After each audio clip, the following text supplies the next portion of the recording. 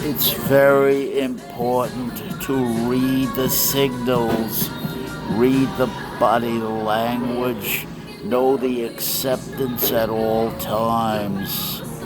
Don't move until you've tested your moves and provided rational, empirical evidence, the methodical clearing ground, the methodical step back. Think hard on what you're doing. Very, very cautious. Know the visual aspects. Don't beat yourself. You have to know your vulnerabilities and limitations in the arena of confrontation and encounter at all times. This is not a game of nice ladies and gentlemen. It's not the schoolyard. It's a grown-up version of the public schoolyard. You have to be in enough power inside your mind and practical wisdom inside your mind and inside your body, working as a congruent unit to be able to fight back instantly when it's called for. To have the strength in your body and your mind and the right habituation to fight back on demand, on full demand, in the worst situations possible. You have to train under severe adversity and challenge at all times, up the ante. It's called functional training, functional living. Everything has to be done for a goal, for an effective social performance. It's showtime out there, buddy.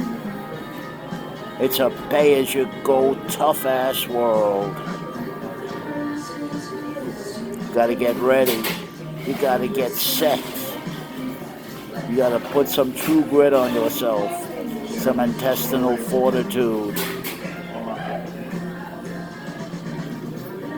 All is in the preparation. Everything is in the preparation. Everything's in the professional quality control and the intel and the information. Tony Robbins got this right. He got it from Milt Erickson, Dr. Milt Erickson. You can't get anything. You can't accomplish anything because your personal intel, your ability to learn from yourself has limitations. You need feedback. You need a testing ground to test your assumptions, your hypotheses, your theories. You have to test them out. And each man bears his own cross in testing it out. You have to come up with the strategies, the gamesmanship, the showmanship, the personality, the appearance. You have to learn to get around the obstacles that are inside and outside. You have to understand and become on familiar terms with that monkey inside your being that keeps coming up. And the monkey is following natural. But natural no good. Natural no good. You've got to learn how to be unnatural. That is in the compensations, in the strategies. Natural no good. You got to know how to be deceptive. Be a hell of a good chameleon. Natural no good. You've been given a lot of bad information, a lot of bad motivations and hopes from which we run a campaign. And the problem gets deeper and deeper ingrained in our being, our whole being, our habits, our body language, our posture, our communication, even the way we think. The Aegean stables of this type of problem have to be cleaned out. But you have to ask the right questions. You have to set up the problematic in the right way. Continuously asking probatives. You have to be your toughest prosecutor. You go after yourself with a vengeance. Don't take it easy on yourself. The easier you take it on yourself in simulation and mock-up and practice and getting ready, the more you're going to bleed out there in the world. in a tough, cold, hard motherfucker with no consolations. The meek do not inherit the world. The man who told you women want a meek man, a pure gentleman, a nice guy, well, that man lied. I've heard it from big seamen who are very successful with the women and break all the rules. And they told me, I'd rather have a woman call me a jerk and an asshole than a nice guy. I said, well, how come you say that? We've been all trained by our mothers. At least I have as a 75-year-old man. To be a beautiful gentleman. To respect the women. Like you will respect your mama and your sisters if you have them. And the big seaman said they taught you wrong. Well, I said, what the hell you mean they taught me wrong? He said, I'd rather be a jerk and an asshole. I'd rather have every woman call me a jerk and an asshole. And as for my epitaph, I'd rather have them write, here lies an asshole, a pure asshole, for my epitaph, than have them write, here lies a good guy, nice guy, real gentleman. If you look at the track record, the gentleman was cuckolded. The gentleman got no good action, good quality action. The only thing the gentleman got was vicarious, pretense, pleasures. He had to beg, borrow, and steal masturbation, fantasy materials. Now, you know what I'm talking about. I'm talking about the concretes. Maybe he sees something. Maybe he hears a locker room story. Maybe ever so often, and the women's are very careful around a short, small man like me. They don't give us much. They're very conservative. They keep us on a tight, rigid, brittle leash. We have to watch all our behaviors. We must start as a supplicant, compliant, passive, agreeable. I may be of service to you, ma'am. I'm here for you. And we must continually put our minds in the mind of the woman while we're working this hard. Cool guy is just walking right in on his appearance, on his personality, and his gamesmanship and track record of incredible success, getting away with things that someone like me and my guys would be called perverts, predators by most women. We be the ones who would be blamed for all this. We be the ones. And we hadn't even done anything, just the way we look. And don't forget one thing.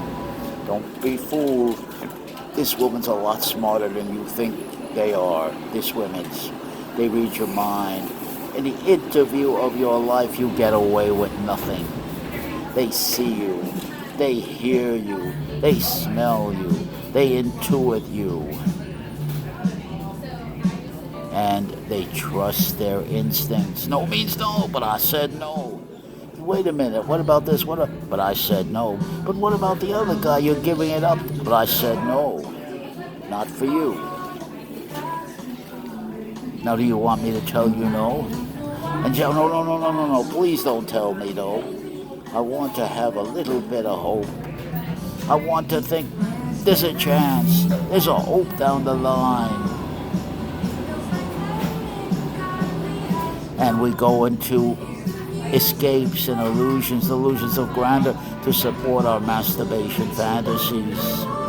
So we gain our victories in the penthouse on fantasies, feeding on fantasies, feeding on pictures, images, celebrities, sport hero, rock gods, gurus like Tony Robbins. Who's got the answer? Who's got the problem? And we go around and around on a time track in the sociology of the absurd. How do you say hello effectively if you're a short, small man like me with a Humpty Dumpty head, big features, I stand 5'3" and a half, and that's all. Everybody taller than me. Everybody more presentable, more presence, better presence, more powerful presence than I have. Now what am I going to say and do? What am I going to say and do? All advice has to be practical, has to be field tested, it has to be testable and verifiable by our subject. Admonishment's no good. Hope, no good.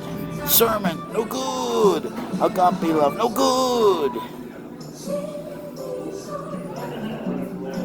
There's all kinds of advices. There's all kinds of phony escapes. They're all going to cost you big time. We used to go in the old days to the tango ballads and the honeymoon lanes where we paid for our dances, or we paid to talk to a woman to tell us the things we want to hear. I dance with many a woman, and I pay for it. And she tells me what a great head of hair I have. She tells me, oh, my handsome gentleman. And on and on. Women are the biggest bullshitters around. They know how to evade. They know how to make convenient excuses. They know how to mock. They know how to time bomb insults. They know how to insult covertly, particularly if it's a Quasimodo man. Particularly if it's a man like Elliot Rodger, they will enjoy rejecting him. And if he has a weak mind, and if he's emotionally agitated, day of retribution, or win the lottery. You painted the man into a bad corner. You painted him into a bad corner. But you didn't do it. I'm talking about the woman. Elliot did it to himself. Because he was myopic. He could only see his side. And he ran a campaign in his mind and his body that was only about Elliot, that focused just on him. That's when you get in trouble. You got to tell yourself, you must put your mind in the mind of the woman at all times. What's she feeling? What's she thinking? What is her behavior? Her voice print and the words she's saying and how she's treating you in a public arena. That tells you an awful lot about your acceptance. That tells you, don't waste your time. Don't waste your time. But there comes a time, my friend, when you're going to have to roll the dice. You're going to have to get out on that dance floor to a Johnny Mathis lyric and take and rub belly buttons and take and see if you got anything going for you. Get your answer. But most of us, if you're like me, I don't want to get the answer. I want to keep my masturbation fantasy, my delusions of grandeur, my hope pristine pure.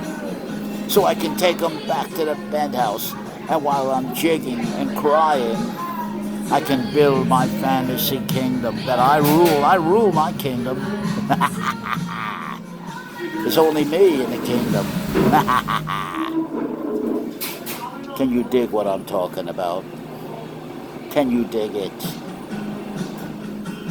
And then comes Mr. Sinatra. We've always got Mr. S. Although he lived the life of the swinger, but Mr. S tells me, put your dreams away for another day, and I will take their place in your heart, wishing on a star never got you far. And so it's time to make a new start when your dreams at night, when they fade before you, then I'll have the right to adore you. Let your kiss confess Yes, this is happiness, darling, and put all of your dreams away. Castle Frank, oh, hey, that's my boy Frank, selling those castles in the air. And when Frank gets finished singing a saloon song or an up-tempo song like I could have danced all night, I could have danced all night and still have begged for more. I could have spread my wings and done 1,000 things I've never done before. I'll never know what made it so exciting, while at once my heart took wings. I only know when she began to dance with me, I could have danced all night. And there I am, my man Frank. Two hipsters strolling the avenue. Only I'm doing it in delusions of grandeur and masturbation fantasies. The man's doing it in reality. That's the difference, and it's all the difference in the world. But the man sings a good song, and I'm living on the encouragements and the delusions and the hopes of a lyric like this. Or Sinatra soothes me when he sings, in the wee small hours of the morning, while that whole wide world it's fast asleep, here I lie and I'm thinking of that girl. Never, ever think of counting sheep. How when your weary heart has learned its lesson, you're gonna be hers if only she would go. I talk about the wee small, those hours of the morning. Man, that's the time I miss her the most of all. Now dig, she doesn't exist. I'm missing and dreaming about, fantasizing about a woman that doesn't exist. Can you dig it? Can you dig it? This is a word on the escapes, and oh, thank Zeus or the mighty God above, that my society, Madison Avenue, the movies, the entertainment on your TV, whatever, provides me so much vicarious, pretense, escape, bullshit pleasures and relief. But the relief is my imagination in a world of imagination. I'm the king. I rule my kingdom.